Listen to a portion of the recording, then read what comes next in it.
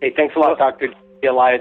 Ron Gardner, welcome to Third Phase of the Moon. This is Blake Cousins. Yeah, thank you. I'm glad to be with you guys this evening.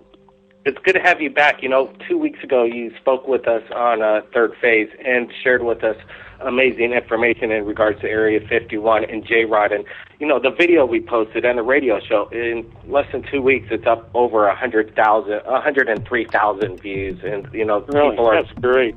Terrific. That's what we need to do, is get it out to the grassroots people, because the government's going to keep it wrapped up as long as they can. That's exactly, I think, what they want to do is they want to keep it a secret from the people and hoard all the, fun for themselves. And, I want to fly around in, right. that could get to the moon in, a few minutes. And let's have a nightclub on the moon and not really have to stress about getting back and forth to your home, right? No, that's right. That's why the international oil cabal is against this ever coming out. And but there's too many holes in the dike. You're one of the holes, and bless your heart, it's coming out. So they can't plug things up like they used to. I think it's not just us here at Third Phase of the Moon and our small team, along with Dr. Jandy Elias and my brother. And it's basically correspondents from around the world, people like you, Ron Gardner, wanting to get the information out. And I think Third Phase of the Moon has become, I think it is the top UFO channel in regards to the phenomenon. And once it gets here and the people see it so quick, how can you cover it up? It's done. It's like, okay, everybody knows about it. It would be impossible to cover up with the Internet on how fast things work. And I think it's a beautiful thing. Yeah, that's right. This is not a belief system. This is a fact. There's a lot of metaphysical things involved with it. But when the hardcore part is that they're here, they're real. We have back-engineered their craft. We've back-engineered a lot of their different technologies, so we just need to have someone, and I have a few people that are breaking the mold and coming out from the Black Ops and giving me information, but we need that trickle to become a river, because there's a lot of people, especially the younger people in the Black Ops, they don't have that esprit de corps America, like the older gentlemen do.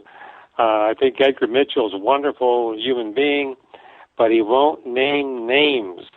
And I will name names. I'll tell you who covers it up, why, where, when. And, I think the younger people that are in the military, that are in these secret programs, like we're having with Assange and other people that are, leaking it out. Dr. Jandy Elias, I know you have a question for Ron Gardner here. Yeah, exactly. Mr. Gardner, your site, www.area51jrod.com, is an amazing disclosure site. What else can you tell the viewers and the listeners of Third Phase of the Moon about other aliens working side by side with humans? I mean, which bases have ETs other than S4?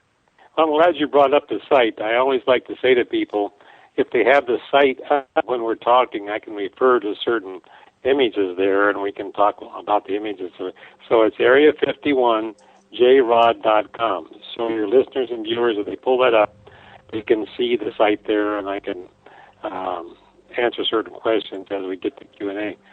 My information, the two main places where the ET people are probably right now are Area 51 and Los Alamos. Now, especially Los Alamos, because my studies over 30 years in this field is that there are regular visits from various star system people to Los Alamos. And, of course, many of your research people know about Dulce underground bases and all that, but that's one of the most secret bases in the whole world, actually, is at Los Alamos. And at Area 51 and Dugway Proving Grounds and Lawrence Livermore and all those, Fort Detrick and so forth. But the two main places that I focused on is Area 51 especially and Los Alamos. That's I think I mentioned this on your show before, that your UFO researchers out there, when they launch their Freedom of Information targets, they should target Area 51S4. Now, Area 51 is a regular Air Force base part of the Nellis Range, but S4 is about 15 miles southwest of Groom Lake proper. That's where they take all the hot stuff. That's where the 9 craft are. The Roswell craft is there, another exotic craft.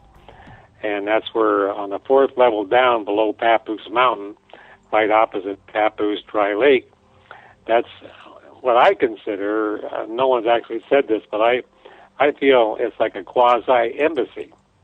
That's where the J-Rod was housed and interrogated and actually tortured in some ways for over 50 years.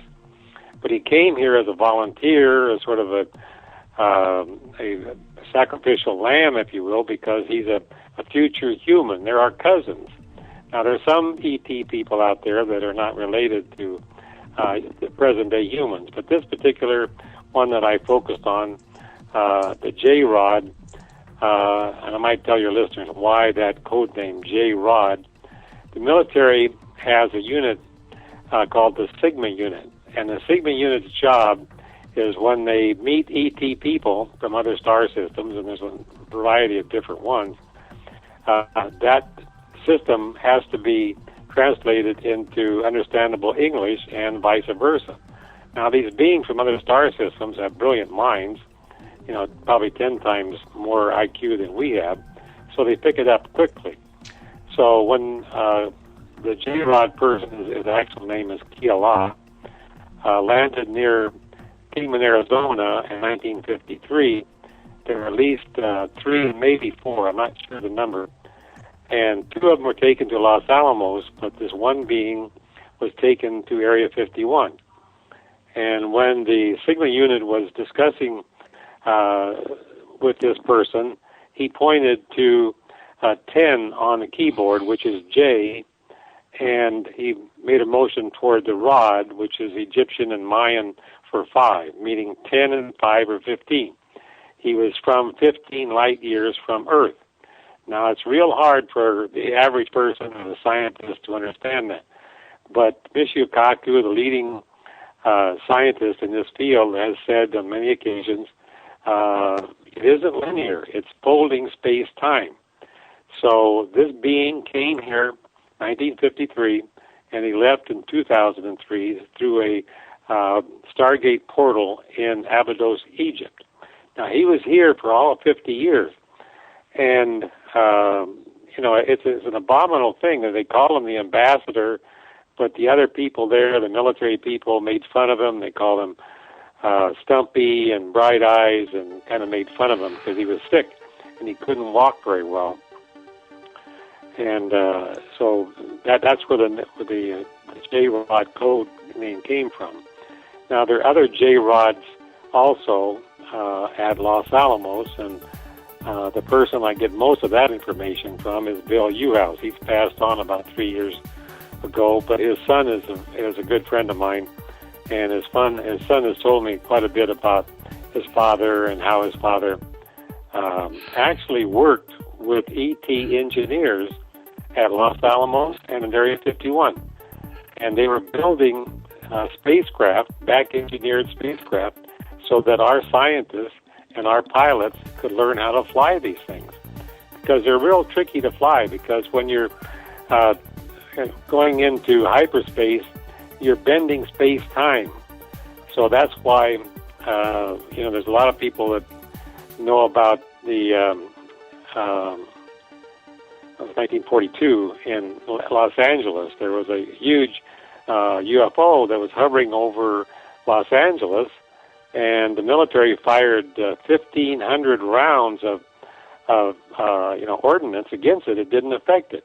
Well, the reason is because around the craft this electromagnetic field, which gives them a lift for anti-gravity, and it's very difficult for anything to penetrate that. So there's many stories where our pilots have fired cannon, at these different craft, and it had no effect.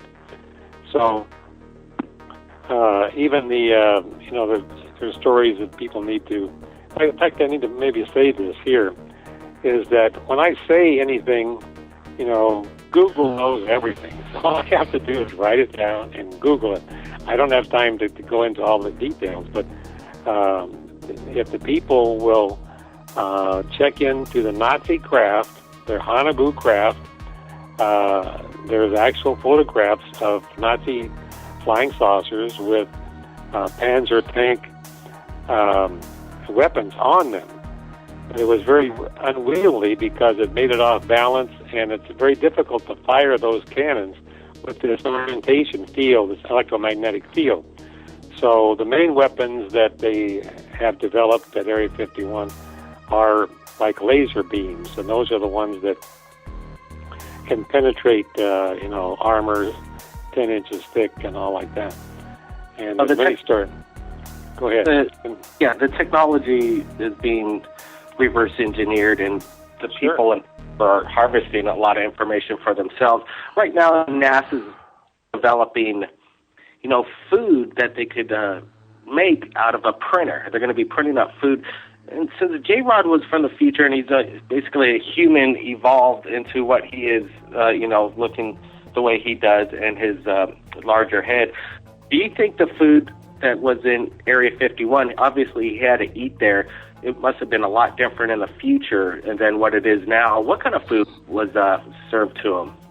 Well, it never has been explained in great deal about, from Dr. Dan Burrish, where I getting my information there. But he said that it was mostly liquids. They dehydrate very quickly, so they're sipping liquids almost all the time. Water and I presume juices and so forth. And they defecate like humans. They have internal fertilization. They have genitalia. In fact, you can go on my site right now and you'll see a drawing of the aliens' genitalia. It's a different shape than humans are now. But you can go to JROD EVE on the top banner of my site and scroll down, and you'll actually see the drawings that I plan to make that a better drawing later on, but there is some indication there. As far as what they eat, I've been told by other researchers, mainly Wendell Stevens, who just passed away 3 years ago, one of the best researchers out there and a personal friend of mine and my Stargate Productions. He said that he had found out that there are certain beings that absorb nutrition through their skin. So they were able to grow certain plants and so forth and emulsify it so that it was in liquid form. And they formed these like showers, and they would shower down over the beings' bodies and take nutrition, and then what was left would go to a drain, and then they would recycle it. And their bowel system was much shorter than ours. We have, 30 feet of bowel system. They have a very short bowel system. In fact, I just put up yesterday alien autopsy report that I wrote a few years ago. So that's up there, and it shows some of the drawings of the interior of the head. Their brain wraps around the front. That's one of the reasons they have so much power when they abduct humans or interact with our military. Our military is very concerned about the mental powers of these beings. But as far as what they eat, there's, of course, that famous story that they like strawberry ice cream. I don't know if that's true or not. But food is not a big thing. And one other whistleblower person that we should talk about, it has to do with Anonymous. Are you familiar with Anonymous at the citizens' hearings? Yep. Yeah, well, it's very important that your public and your people know that anonymous person, I was the first investigator of him in 1996, 97. Then I alerted Linda Howe, who I consider the best UFO researcher out there, and she went to his home, and she interviewed him for 3 days and recorded it all with his wife and showed pictures and all that. And so for 15 years, I've been staying on this subject. She let it go 15 years ago because he was concerned about the safety of his family. But most people don't know that one of the most important events at the citizens' hearing was what they call Anonymous on the last day. And then in February of 2013, I introduced Richard Dolan to Anonymous, and he went there and spent like 3 or 4 hours with us. I was videotaping at the same time as the other Hollywood crew. So Richard just came on the scene, and I gave him a lot of notes about it. But Linda's the one that knows the most about Anonymous, and we're working on another way to bring that out to the general public. I'll be announcing on my website a lot more about Anonymous because I'm in touch with his family, and I have been researching it for 15 years. There's a lot more to come out about that. But Anonymous said that but inside of the being that he met at Area 51, it was kind of like, he likens it to like tallow and deer, something, a nutrition below the skin is what he says. So I guess these different people from other star systems have other ways of nutrition and so forth. But as far as I know, they don't eat any animal foods and meats or anything. It's mostly liquid, purified fruits and vegetables, which is better a anyway. Little bit of, which doesn't hurt. Hey, we have a UFO investigator here that just joined us on the show, major author of many books, UFOs over California, UFOs over Mexico. Mr. Preston Dan is here. Hey, welcome to the show, Preston. Thank you very much, Blake. Glad to be here. Yeah, hi, Preston. We talked last time. Good to hear your voice again. Yeah, good to hear you, too. Hey, Preston, you're coming in a little soft. Can you get in a little closer? And do you have a question for Ron Gardner in regards to Area 51 and J-Rod? Yeah, actually, I do. I've got a million questions. Yeah, I know. We all do. One I'd really like to ask is, there's a gentleman by the name of Lawrence Spencer who wrote a book called Alien Interview. It's got a lot of controversy. I spoke with Lawrence, and I read the book. I found the book really compelling. I found him very sincere, and I'm wondering what your take is on this book and the huge amount of information about the ETs that's contained in this book. Yeah, well, it seems consistent with other whistleblowers that I've known in the past. I know Lawrence very well. In fact, he is my webmaster. He's the one that is supplying. I've gone through several webmasters, but he's the best one I've had. Do you want me to explain what that story is, or do you want to do it, Preston? Well, in brief, it's about a nurse who claims to have been involved in the Roswell crash and spoke with one of the aliens, and actually she was the only one the alien would speak to. And it's That's right, yeah. A huge amount of information explaining the ET's history. And so, yeah, I found it a fascinating book, and I'm wondering, what do you think the information in there is true? Well, I actually am co-owner of the Roswell UFO Enigma Museum that's in storage now in Roswell and also in storage here in Orange County. So I'm very familiar with Roswell City and the various players there. And, of course, Ooh, we got some background noise. Someone background. The Undertaker there, just a little background story, went to the base. They called him. They said they want to know if they had any small child caskets, and he said, well, he had a couple, and he could order some more from El Paso. So he went out to the base, and he saw all these trucks, debris backed up, and he went into the facility there, and he saw a sort of good friend of his, this nurse, down at the end of the hall. She had a mask on, and she saw him and waved him away, and then the military came and took him out of there. Now, I don't think the nurse that is in this particular story is that same nurse, because there were different nurses there. Now, Lawrence and I are exploring. We just found possibly this could be a big major story. Someone has come to us that is the sister of that nurse that was there that did the interview and transcript. Now, we don't know that for sure, but because there were different nurses. But all of those nurses that were there, they've all just disappeared. Some supposedly died in plane crashes and so forth. But I really think there's something to this story because many of the things that this nurse transcribed after this information from the ET person to a Army stenographer. And Spencer actually had those notes. He's burned them now because he didn't want people chasing him about it. But he doesn't, he's not a ufologist. He doesn't know about the subject. It's really cool to work with him because he relies on my insight and 30 years of experience. But he just got this information, which is a long story. But we verified certain parts of the story. So I think that it's a major revelation, and I think we're working on a movie about it and so on.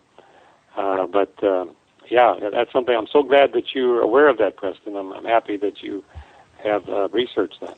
Oh, yeah, it's a great book. I recommend it highly, and contains a huge amount of information. I'm glad on my site, you can see it there under other reading material, so people can look at it. And he's having it translated into about 10 or 15 languages. Hey, and it's under related reading on my banner there. Ron, we're going to break in about a little less than 5 minutes, but I wanted to ask you real quick. Your famous whistleblower, Dr. Dan Burrish, who worked with J-Rod at S4, mentioned that he pushed the J-Rod into a Stargate to go home. Can you tell the listeners and viewers of Third Phase of Moon about that story? Yeah, that's a major part of the story. I don't go into too much detail because if we get a movie about this, that's going to be the big climax. But basically, if you look at my site and you see that looking glass device, it's on the top of my banner there, and inside that device are noble gases, argon and various things. And then these lasers shoot up, and you can see on my site there's 4 cameras. So those cameras record both past and future events. Not exactly, they're approximations. But if you turn that device on a 90-degree angle, it becomes a major Stargate. So that's a whole long story. But there are these natural Stargates on planet Earth. Machu Picchu, Stonehenge, Bermuda Triangle, and especially in Egypt. And these natural Stargates, there's hundreds of stories through the years of different, like over the Bermuda Triangle, whole fleets of Air Force planes just disappeared. And whole ships and a flotilla disappeared here and there. So this portal in Egypt was a major Stargate, and Dr. Dan Crane Burrish, he's changed the name back to what it was in his birth as Dr. Crane. By the way, I want to mention, a lot of people, question the Dan Crane Burrish story, but I've put up a major part of his credentials. It's on my site. You can see affidavits. You can see transcripts from his schools. You can see letters from congressmen, senators, fraternities, and so forth. So I'll put up Dr. Dan Crane, Department of Defense microbiologist against the best microbiologists in the world. So people like George Knapp and other people that find fault, let's start that Dan has credentials and has the best mind in microbiology on the planet Earth.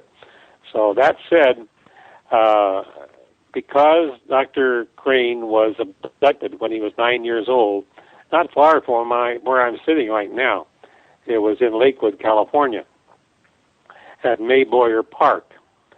And that's all in my number 2 video on my video sites. I like to mention in the video store, I'm hoping that your listeners and viewers will purchase some of those videos, but at least watch the trailers. I mean, a major point of having the trailers tell the story so you can get a feel for what's going on that's in the actual video. So he was abducted and taken aboard the ship, and the J-Rod was on the ship at that time. Dan's 49 years old, and he was 9, so that was 40 years ago. So I drive by that site every so often because it's not too far from where I live. It kind of gives me a chill when I go by where he was abducted. So when he was taken on board the ship, he formed this bond with his J-Rod that he would meet 29-plus years later. Now, the J-Rod, if the people have followed the story from before, in 96, Dan had been taking these tissue samples. By the way, the tissue samples are on my site right now. It's the Q94 document. Q is for Q clearance. 94 is when Dr. Dan Crane Burrish wrote that document, which is a analysis of the genome of the extraterrestrial J-Rod. And I'm hoping that there are some scientists in your audience that can take that information and compare it to the genome of humans and see where the correspondences are. It's way above my pay grade. But one of the things that took place between the J-Rod and Dr. Crane was in 95, 96 time frame. For the first time in 2 years, when Dan would get suited up in a totally encapsulated suit and go into the clean sphere, which is a 3D drawing on my site right now, he would get in the gantry would be rolled up to the clean sphere, then a door would be open, and he would go in there. And the protocol was... Ron, we're going to have to break. We want to ask... Okay, we'll pick it up on the other side. Yeah, exactly. We want to ask you about the paranormal activity filmmakers and the movie Area 51, and everybody stay tuned for more Third Phase of Moon.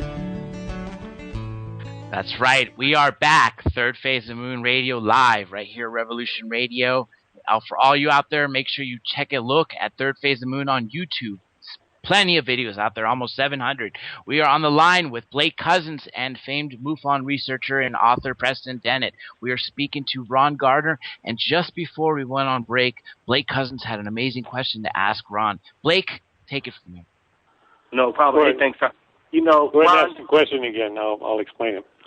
Certainly. Well, a couple years ago, I was on YouTube, and there was this trailer in regards to Area 51, and I found out that it was the same makers of the Paranormal Activity film, and they were going to shoot it in a reality form, and all of a sudden, it's been, 2 years since this trailer's gone up.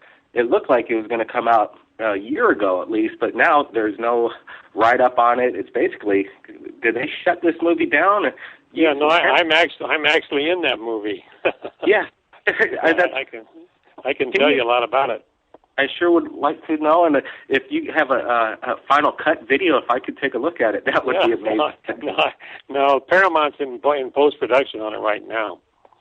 But let's go back to the other question. You were asking about how the J-Rod went home in December of 2003. And I was explaining that in 95, 96, Dr. Dan Crane Burrish was in the clean sphere in this totally encapsulated suit. So the first time in 2 years, the being, his real name is Kayla, made a step toward Dan. Now, Dan, it surprised him. He felt like he was a friend, but at the same time it surprised him and it frightened him. So he stepped back, caught his heel on the grated floor, and the J-Rod didn't jump on him. He kind of loped over there and climbed up on his chest. You can see a drawing on the top of my banner, and downloaded all of this information into Dr. Dan Crane Burrish. In fact, the Black Ops make jokes about Dan like he's an Encyclopedia Galactica because of all this information. And then in 96, he wrote a whole book about Mars, which I hope to republish later on. So the point I'm making is that because of his mental ability in connecting with this J-Rod person, they took Dan and Kayla to Egypt in December of 2003 because there was going to be an opening of this Stargate. And they wanted Dan to be there to help translate whatever telepathic communication was going on between the J-Rod, Kayla, and his fellows who might or might not come through that Stargate. So that's all I'll say about it right now because there's a lot more to it. But that's why he was there. He was there in Egypt, and the Stargate did open, and Dan was able to push the go-kart, so to speak, that Kayla was in, and went through the Stargate and went back home. All right, Ron. Well, the lines are filling up. People have questions for Ron Gardner here in regards to the Stargate and Area 51. John, can you tell us, or can you take this call, John? Absolutely. We have a caller from area code 870. Welcome to Third Phase of Moon, and do you have a question for our guests or any of us? Yeah, this is Olive 2M. I went to Lakewood High School, and I heard him say something about, I just switched from Studio B to Studio A, and I heard him say May Boyer Park. Boyer Park, yeah. And I went to Lakewood High School and graduated in 1984. I wasn't sure what the show was about too much, but I'm getting the gist of it. What were you saying? There was abductions there? Yeah, Dan Burris was playing baseball with his grandpa there when he was 9 years old, and this ship came and sort of turned his grandfather off and abducted Dan, took him aboard the ship for about 2 hours. And his mother, Doreen, came to the park looking for her father-in-law and her son, and she found Danny just standing there looking at the sky, mumbling something about a black kite.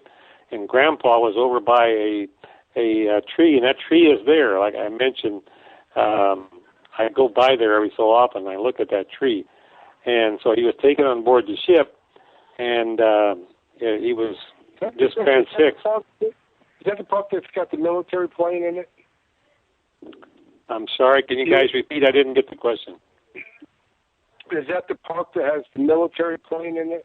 You know, no, not. It's called M-A-E, Boyer, B-O-Y-E-R. Maybe they have one there now. I haven't seen it before. Oh. But, you know, speaking of abduction, because I lived in Bellflower for many years, and in 2009, on 3/3/09, I went through 3 days and some kind of an abduction, saw an alien in the window, 15-foot man and about a 12-foot walking hologram, though.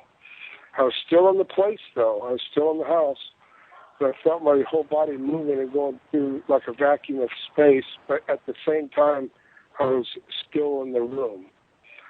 And it's very interesting. Maybe there's some kind of portal there over Lakewood Bellflower. I don't know. I don't know. Abductions happen pretty much everywhere. So, that's right. Which actually kind of leads me to this next question. We don't know a whole lot about the ETs, their society, the hierarchy among them, and going back to J-Rod, what's his placement and what exactly is the hierarchy among the ETs in terms of Greys and the Nordics and the grasshopper type and so on? Yeah, they're the reptilian type. Well, it's very interesting that you asked that question because on board the ship were two other beings, and they were more engineer types, whereas the J-Rod, Kayla, was more an intellectual. So they didn't get along that well on their trip from Zeta Reticuli to Earth, but they sort of put up with each other. They thought that Kayla was kind of strange because he was a super scientist and so forth. So they're future humans, and they have their protocols and ways of living very similar to us. We have different political systems, and they do too. But you mentioned the Nordics. That's sort of an overall phrase of the Pleiadians and the Orions. Those, in my mind, they're kind of connected. So those are very developed beings, and they're they have the good of Earth as a part of their helping culture. But there are other groups that are not so friendly. Unfortunately, I think they're below 10 to 12%. And then there's the reptilians. Those, from my research, they've maybe been on Earth in the different places underground for maybe millions of years. And they don't have any interest in helping humans, but the other ones do. So what Dan has explained through his reading, that's another thing that's very interesting. At Area 51 S4, there's a whole book room. Bob Lazar talks about it. Bill Uhouse talks about it. Dr. Dan Crane talks about it, where there is all of this literature about ET interactions with humans through the millennia. And there's another device which you'll see it on my site. If you go to Autopsy Report, there's a drawing of what the Yellow Book. Preston, are you still on the line? I am, yeah. Do you know about the Yellow Book? No, I don't. I have heard about a lot of this literature. I mean, Bob Lazar, I think he mentioned reading a bunch of stuff as well. Right. And so, yeah, that's really, I'd love to get into that library. Yeah, the yellow book there is like a holographic image that has a whole history of ET interaction with humans. And my inside information is that yellow book was given to President Eisenhower when he met with the ETs in 1954. We need to get into that too, maybe if we have time. But so the history is all there, and the Area 51 S4 is where all of this information is, and someday somebody in there is going to leak even more of it. I've got some of it archived away in different places, but they have a sort of sense of humor too. The military has a sense of humor. On the end of the tarmac there, outside of Area 51 S4, the Papoose Mountain Dry Lake, they have a sign out there at the end of the runway, and it shows arrows pointing up, down, around, everywhere, and it says "This way home." So it's kind of a joke. And also within the facility, they have that poster from X-Files. I noticed some of your bumper music had the X-Files, or maybe that was more Sean David Warren music. But anyway, they have that poster from the X-Files. So they kind of joke around because they need to have some levity. When Dan was in the clean sphere walking around in this totally encapsulated suit, sometimes there were two or three other biologists working with this J-Rod, taking tissue samples. And they would sort of walk around and say, "We are a Hydra." They'd raise their hands, and a voice would come over the intercom and say, "Okay, guys, knock it off, get back to work." Which is that's just the way the military does. That's the way they joke around and to take the tension off, because they're dealing with the most secret and important information on planet Earth, and it's difficult for them to deal with that. In fact, that's one of the things that when people go to work at Area 51, S4, or Los Alamos, or Lawrence Livermore, and so forth, they have to take psychological tests to see if they could actually meet with an ET without coming apart. And some people can't. What they're going to say, "Well, we're going to meet this ET this afternoon," some people just go berserk. I would imagine not only meeting the ET, but having to keep it secret. Yeah, that's another thing that I make a big point of whenever I talk about this, is because they're dealing with like second and third rate scientists. Dr. Dan Crane is a first rate. But there's very few scientists, even if they get paid a lot of money, would work under that kind of stricture with automatic weapons pointing at them all the time. They have to go into a lie detector test once a year. They have these handlers that talk to them, make sure that they don't wander off the reservation, and there's threats that are invoked, and sometimes there's over 50 microbiologists that have died untimely deaths. Dr. Crane Burrish is alive because of Admiral McConnell. Now, Admiral McConnell is director of MJ-12, and you can see a letter from him basically to me, to other media people, on my site right now. And Admiral McConnell explains why the MJ-12 chose Bob Lazar and why they chose Dan Crane. You can look at it. That's what I'm saying. I have information on my site that nobody on planet Earth has. Ron, you mentioned that this information that you were given is actually sanctioned by the secret government. Can you tell our viewers a little bit about that? And also, what other whistleblowers have told you secret information? And can you tell our viewers a little bit about that, too? Well, the reason I say the official secret government-sanctioned website, Admiral McConnell, who's director of national intelligence for President Bush, and he left office when President Bush left office, and director of national intelligence, the people that don't know, has control of CIA, NSA, NRO, all the alphabet soup people. He's the number one guy. So there was a vote that he made Dr. Dan Crane number 9 on Majestic 12 in the spring of 2005, and Dr. Crane put it to the 12-member committee to have a vote for or against disclosure. And the vote in April of 2005 was 6-5 for disclosure. Not disclosure by Majestic 12, but by disclosure by Dr. Dan Crane. So they authorized him. In '04, I had my car broken into 3 times, master tape stolen, and I told Dan about that, and he ordered the secret government to stand down as far as I'm concerned, and I haven't had any more trouble. So then in September of '05, a new vote was taken. Time was 8-3 for disclosure. They always have one abstention. It has to do with the protocols of the Freemasons, the Scottish Rite. It also keeps from having a tie by having 11 instead of 12. So the vote then was 8-3 for disclosure. So I know it's hard for people that have been studying this for years to realize that Dr. Crane Burries is a poster boy for disclosure. And for whatever crazy reason, I'm the media person that's supposed to make it happen. That's why I'm hoping that your audience will pay attention to my videos.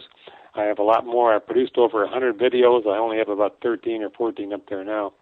But if they will purchase those videos, then we can expand this even more.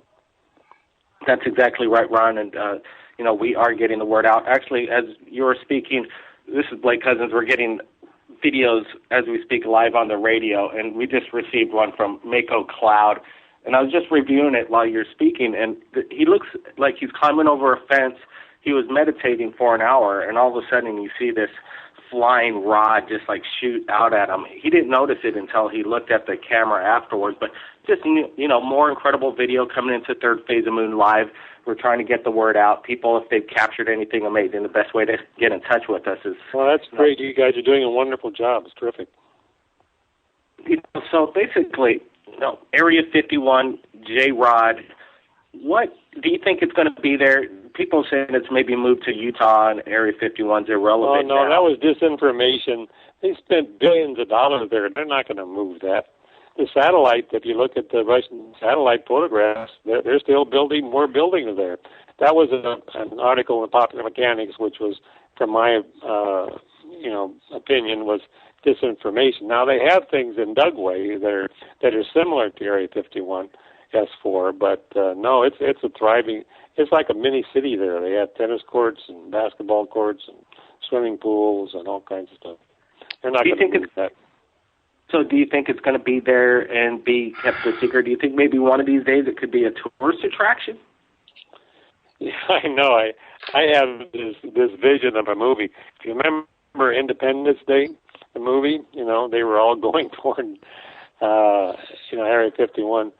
And Wackenhut and other intelligence military people protect it. They could protect it if there's a few hundred people. But if 1 million people marched on Area 51, they couldn't stop everybody. And that's a big part of, we should probably discuss this because it's really important what happened at the citizens' hearing. The anonymous person, and I've worked with that person and his family for 15 years, said, and that was a part of the 17-minute clip that they played at the last day of the citizens' hearings, that Eisenhower asked him and the head of the CIA, his boss, to go to Area 51 and to find out what was going on there, and that if he wasn't satisfied, he was going to send in the United States Army, the First Army from Colorado, to take over the base, because Eisenhower was in the dark. He knew about the ET presence. He actually met with them at, it was Muroc Base then, but it's now Edwards Air Force Base. And a lot of research has been done about that. I talked to an Air Force lineman and actually saw Air Force One land there. So Eisenhower knew about it, but the MJ-12 people and whatever other, I think there was some German scientists there, because one of the big stories from Anonymous was that he saw, and this didn't come out in the hearings, but what he's told me is that he actually saw 5 or 6 German saucer-type craft there in 1958. And he went back to the White House and told Eisenhower about it. Now, when I was on the Laura Eisenhower show last week, of course, she's a great-granddaughter of Eisenhower, and she wanted to know why that Ike didn't go there. Well, we don't know. Maybe he did. But whatever transpired, the word went out to Eisenhower to not try and control what's going on there. That's why at the very end of his life, people should Google this. It's the Eisenhower statement that he's controlled by the military-industrial complex, and that's what he's talking about. There's other. This is another point that you asked about who else I know it. Bill Uhouse. In fact, it's on my site. You can, if you go to the at the top of my site there, where I was interviewed on Matrix TV, I have a clip of Bill Uhouse where he says that Area 51 is not owned by the Area 51 S4 is not owned by the U.S. government. So the host of that show asked me, well, what's the difference? I said, well, the difference is like an Indian reservation. Indian reservations are not part of the U.S. Territory. So I think that Area 51 S4, the ambassadorial suite on the fifth level down, is like a quasi-embassy. There's beings that are there, and they come and go as opportunity comes or not. So, that's, of course, everybody knows, I think, that research is about the underground tunnels going from there to Edwards to Los Alamos, and Bill Uhouse and other people have said that they're wide enough for 2 trains to pass with a truck going down the middle. They're 80, 90 feet wide. So there are connections underground, and there's a huge story there if that ever comes out to public.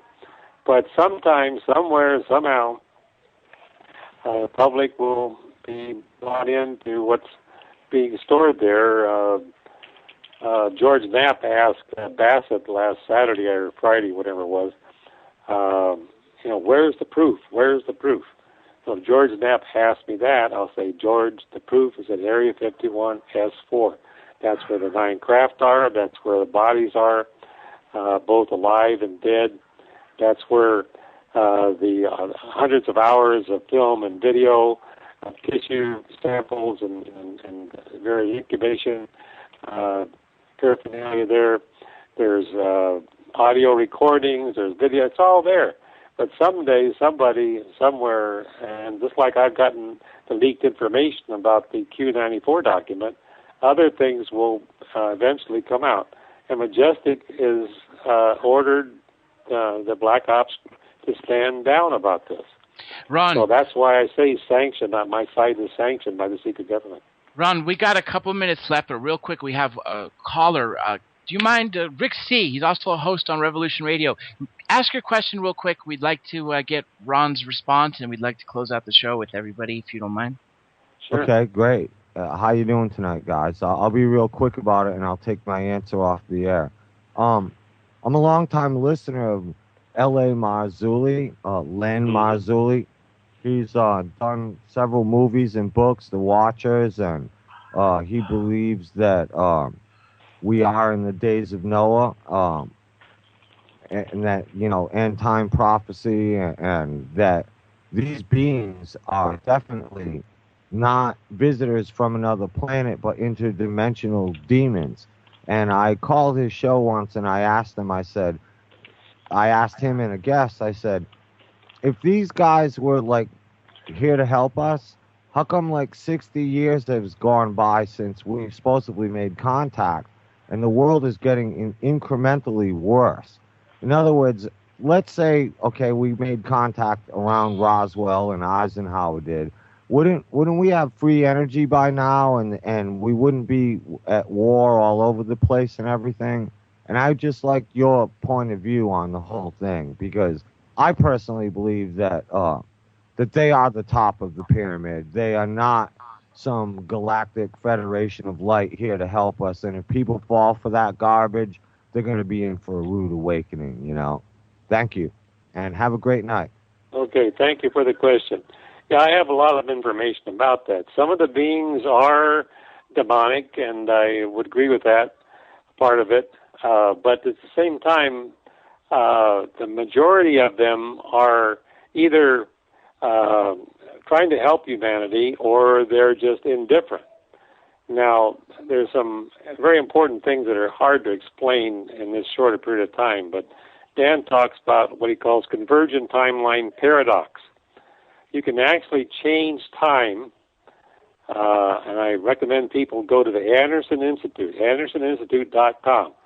That's a facility in northern New Mexico. Ron, I'm terribly sorry. We are out of time. All you listeners, viewers out there, thanks again for joining us on Third Phase of Moon Radio. Be sure to join us next time. We've got some amazing guests. And if you captured anything amazing, please submit it via Skype or Facebook at Third Phase of Moon.